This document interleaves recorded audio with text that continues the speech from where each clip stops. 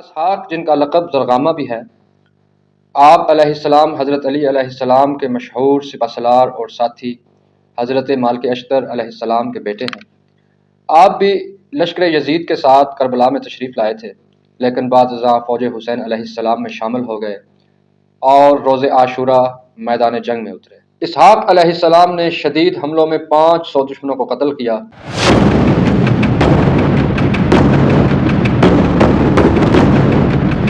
السلام علیکم، آپ دیکھ رہے ہیں شہدائے کربلا کا مختصر تعارف۔ عامر بن مسلم علیہ السلام جو کہ مکہ معظمہ سے امام حسین علیہ السلام کے ہم رکاب ہو گئے تھے، آپ اور آپ کے غلام سالم علیہ السلام نے معرکہ کربلا میں شہادت حاصل کی، جبکہ سیف ابن مالک علیہ السلام بھی مکہ معظمہ ہی سے امام حسین علیہ السلام کے ہم رکاب ہوئے تھے، اور آپ نے بھی معرکہ کربلا میں شہادت کا عظیم منصب حاصل کیا۔ عبد الرحمن علیہ السلام بھی مکہ معظمہ ہی سے امام حسین علیہ السلام کے ہم رکاب ہوئے تھے اور 10 محرم الحرام کو شہادت کے عظیم منصب پر فائز ہو گئے، جبکہ حلاس ابن عمر الراسبی جو کہ لشکر یزید کے ساتھ کربلا میں پہنچے تھے، لیکن بعد ازاں انہوں نے بھی امام حسین علیہ السلام کے لشکر میں شمولیت اختیار کر لی، 10 محرم الحرام کو شدید جنگ کے بعد شہادت کے عظیم منصب پر فائز ہو گئے۔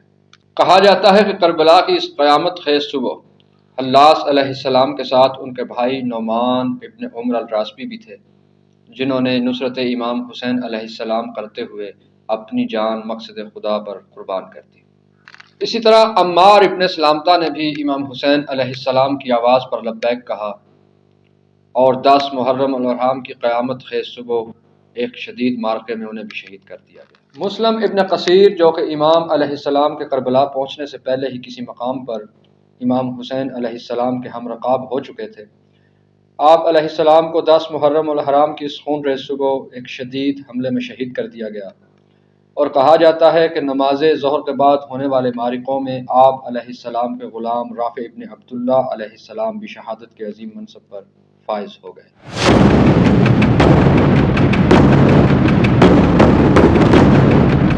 عبداللہ ابن یزید علیہ السلام نے بھی معرکہ کربلا میں امام حسین علیہ السلام کا دفاع کرتے ہوئے شہادت کا عظیم منصب حاصل کر لیا۔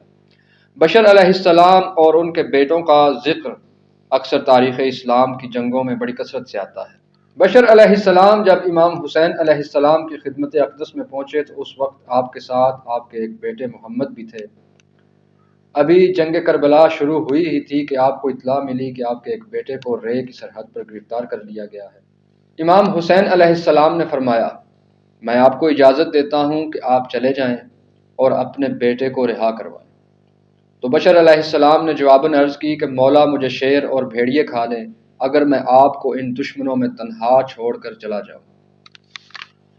بشر علیہ السلام نے اپنے بیٹے محمد کو کچھ زیادہ راہ دے کر اپنے بھائی کی رہائی کے لیے روانہ کر دیا، اور خود یہ حسین علیہ السلام کا جانباز 10 محرم الحرام کی صبح شہادت کے عظیم منصب پر فائز ہو گیا۔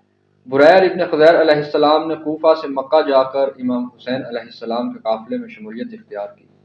جیسا کہ آپ جانتے ہیں کہ 7ویں سے آل نبی پر پانی بند کر دیا گیا تھا۔ نوبت یہاں تک پہنچ چکی تھی کہ سادات کے خیموں میں بچے پیاس کی شدت سے تڑپ رہے تھے۔ قریب تھا کہ پیاس کی یہ شدت ان ننھے پھولوں کے لیے جان لیوا ثابت ہوتی کہ بریر ابن خضیر علیہ السلام کا گزر سادات کے خیموں کے قریب سے ہوا۔ آپ علیہ السلام نے سادات کے بچوں کی چیخ و پکار کو سنا اور آپ بے اختیار رو پڑے۔ بریر علیہ السلام روتے ہوئے اپنے ساتھیوں سے جا ملے اور ان سے کہا کہ بڑے افسوس کی بات ہے کہ ہمارے ہاتھ میں تلوار ہوتے ہوئے خاندان رسالت کے بچے پیاس سے مر رہے ہیں۔ قصہ مختصر کہ چند اصحاب حسینی علیہ السلام بریر علیہ السلام کی قیادت میں فرات کی طرف بڑھے۔ اس وقت فرات پر 400 کے قریب لشکر یزید کا پہرا تھا، جن کا کام ہر قیمت پر پانی کو خیام حسینی علیہ السلام میں پہنچنے سے روکنا تھا۔ بریر علیہ السلام خاموشی سے اپنے ساتھیوں کے ساتھ فرات کی طرف بڑھ رہے تھے۔